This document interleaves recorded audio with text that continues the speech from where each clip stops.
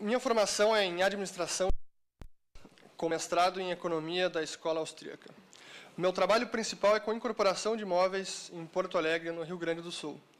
E desde 2013, quando tive contato com essa tecnologia chamada Bitcoin, mantenho como atividade extracurricular a pesquisa e o estudo desse novo campo de conhecimento científico.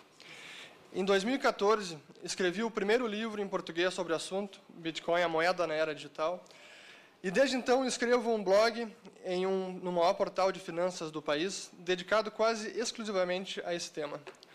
Além disso, iniciei neste ano um canal no YouTube com o objetivo de atingir um público ainda maior, explicando e, sobretudo, educando sobre o funcionamento e os impactos e o enorme potencial dessa grande invenção tecnológica para o bem da sociedade. Agradeço a oportunidade de expor a vossas excelências um pouco do meu conhecimento sobre esse tema e aplaudo a formação desta comissão especial. Compartilho das suas preocupações no que tange aos riscos financeira, à lavagem de dinheiro e à defesa do consumidor. Mas para atingir os objetivos propostos por esta comissão, é necessário compreendermos do que trata essa tecnologia.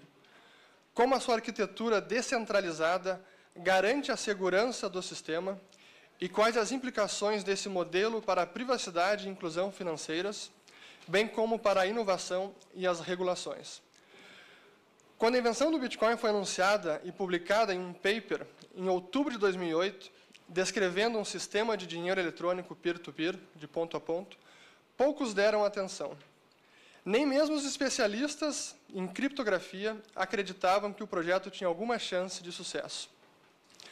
A ideia não era novidade. Alguns já haviam tentado desenvolver uma moeda para a era da internet, mas nenhuma iniciativa tinha conseguido. O objetivo era conceber um dinheiro puramente eletrônico, digitalizando as propriedades do dinheiro em espécie, o cash, no inglês, quais sejam um ativo ao portador, transações sem intermediários e irreversíveis e com ampla privacidade. O Bitcoin é uma invenção revolucionária da ciência da computação. Na sua essência, contudo, ele nada mais é que um protocolo, um conjunto de regras pelas quais se comunicam computadores conectados à rede peer-to-peer do sistema. Não há uma empresa por trás da rede, ninguém é dono do protocolo, assim como nenhuma entidade é proprietária dos protocolos de comunicação da internet, TCP e IP.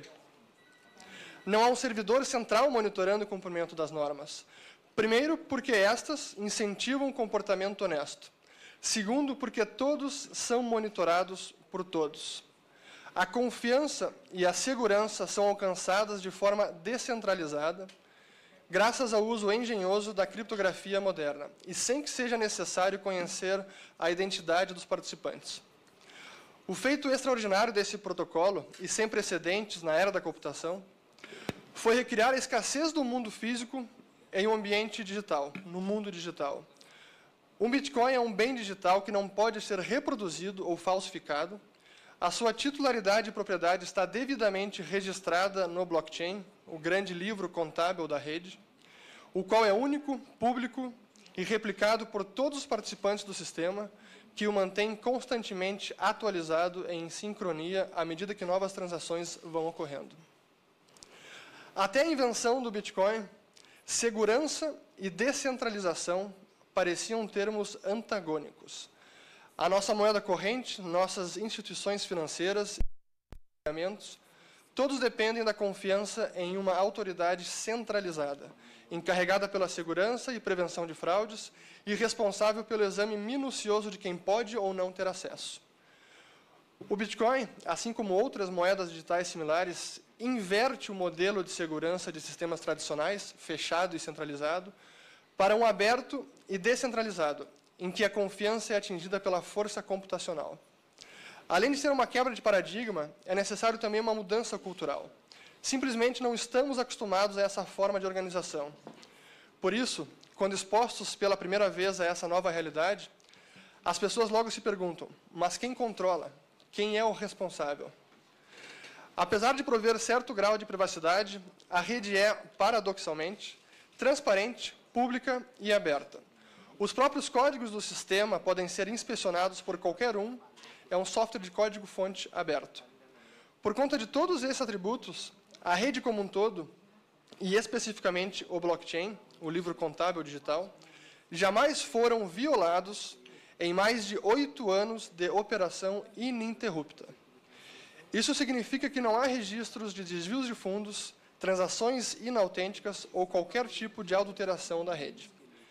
Neste modelo, porém, é delegada ao usuário a responsabilidade tanto de custódia quanto de transferência de saldos.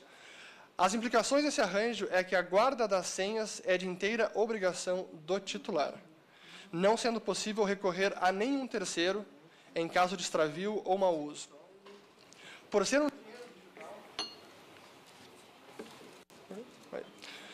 ser um dinheiro digital, os cuidados necessários com o papel moeda tradicional são igualmente válidos ao Bitcoin, mas com uma crucial diferença. É possível realizar quantos backups das senhas forem desejados. Por ser uma plataforma tecnológica aberta, a possibilidade de inovar sem autorização ou licença prévia assemelha-se à da internet, que nos últimos 20 anos propiciou um ritmo alucinante de inovações, resultando em grande crescimento econômico, valor agregado aos consumidores, oportunidades de negócio. Ao contrário do senso comum, o pseudo-anonimato dos usuários não decorre de nenhuma tentativa deliberada de ocultação ou evasão. Esse atributo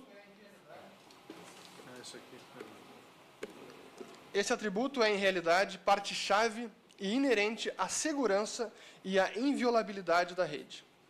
Por definição e desenho do protocolo, a proteção ao consumidor é um atributo intrínseco à rede, uma vez que as transações não revelam informações sensíveis das partes e não dependem de intermediários, eliminando dessa forma o risco de vazamento de dados pessoais, números de cartões de crédito ou qualquer outra informação financeira sujeita a uso criminoso por atores mal intencionados.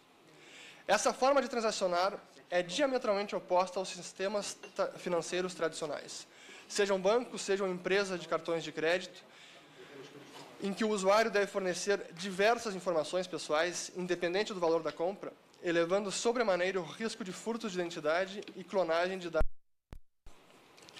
Há uma percepção errônea de que protocolos como o do Bitcoin carecem de regulação e, por isso, impõem sérios riscos aos seus usuários. Em realidade, a rede é extremamente autorregulada, tanto pelos algoritmos criptográficos quanto pela supervisão constante dos participantes.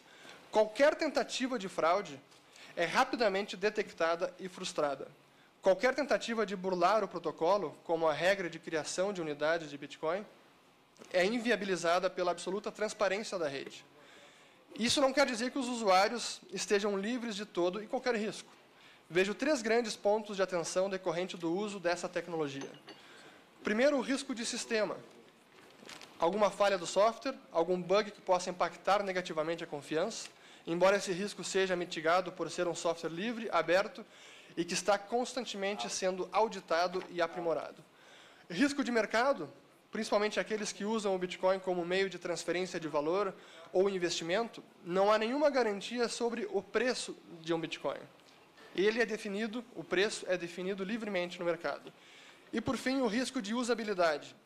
Não faltam notícias de usuários que perderam Bitcoin por backups das senhas ou por puro esquecimento destas. A maior parte do que foi dito até aqui faz referência majoritariamente ao uso do protocolo como sistema de pagamentos para transferência de valores ou para puro investimento. Contudo, e aqui jaz a razão para tanto fascínio e entusiasmo por essa tecnologia que inspira empreendedores e idealistas, os usos e aplicações possíveis vão muito além do que um mero dinheiro digital. A revista britânica The Economist definiu como o protocolo da confiança. E ela tem razão, porque o blockchain, enquanto um protocolo, distribui a confiança entre todos os participantes da rede, removendo pontos centrais ou pontos únicos de falha, tornando o sistema incrivelmente robusto e seguro. Hoje, Bitcoin e outras moedas criptográficas já são consideradas apenas uma ramificação ou um simples uso de algo muito maior, a tecnologia do blockchain. O estágio em que nos encontramos com essa tecnologia é semelhante ao início da era comercial da internet na metade dos anos 90.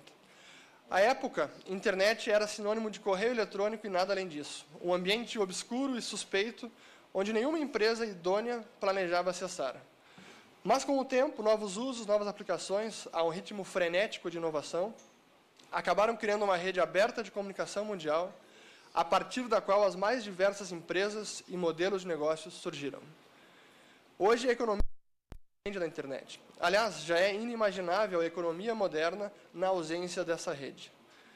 As novas aplicações do blockchain, assim como a internet lá atrás, estão recém sendo descobertas, criadas e desenvolvidas. E o leque de usos possíveis aumenta a cada dia.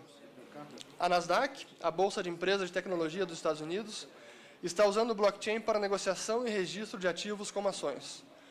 O governo da Suécia está migrando parte dos registros de terras e de imóveis para o blockchain. O governo japonês está buscando integrar o blockchain ao seu sistema de licitações online. Na Europa, o porto da Antuérpia, assim como o de Roterdã, estão com projetos pilotos para utilizar a tecnologia para otimizar a operação portuária e diminuir drasticamente a papelada, um dos grandes custos do transporte marítimo. Muitas empresas com processos produtivos mais alongados estão registrando as etapas de produção no blockchain para o monitoramento e rastreabilidade de toda a cadeia de produção. Uma das principais firmas de auditoria e consultoria do mundo, a Deloitte, está desenvolvendo uma espécie de Smart ID, ou identidade inteligente, em blockchain. No tabaco, empresas estão usando o registro em blockchain como forma de contornar o contrabando, provendo autenticidade de origem dos produtos.